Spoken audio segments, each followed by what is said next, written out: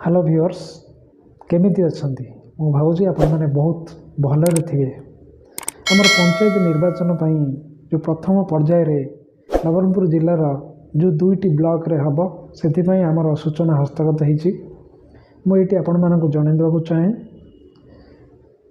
जे प्रथम पर्याय 16 फेब्रुआरी बुधवार दिन पड़ुछि। एई बुधवार दिन झरिगाँ आउ चंदाहांडी रे निर्वाचन अनुष्ठित हो।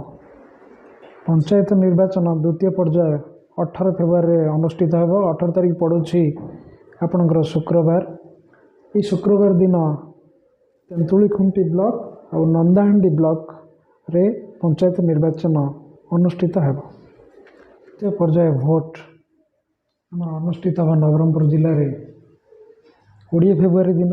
20 फेब्रुआरी पड़ुछि रविवार, जोटा कि कोसागुमुंडा ब्लॉक और नबरंगपुर ब्लॉक रे तृतीय पर्याय भोट अनुष्ठित हो। चतुर्थ पर्याय पंचायत मतदान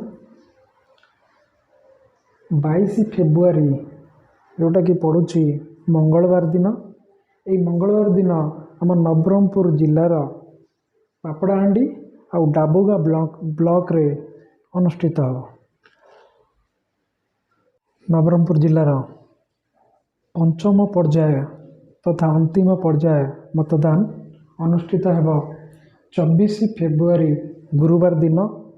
यही गुरुवार दिन नबरंगपुर जिलार रायघर ब्लॉक और उमरकोट ब्लॉक रे अनुष्ठित हो।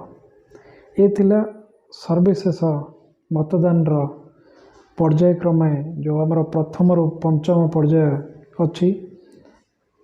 को पर्याय केउ केउ ब्लॉक रे अनुष्ठित हो पंचायत निर्वाचन तार तारीख थिला एवं को बारे पड़ुछि से बार मध्य आपण मानक हमें जणाइलु। जदि आपण को हमर ए पंचायत संबंधी सूचना आपण माने हासिल कले तबे निश्चिंत रूप से मोर चैनल टी को लाइक शेयर एवं सब्सक्राइब करने को जमा भूलिबे नहीं। धन्यवाद।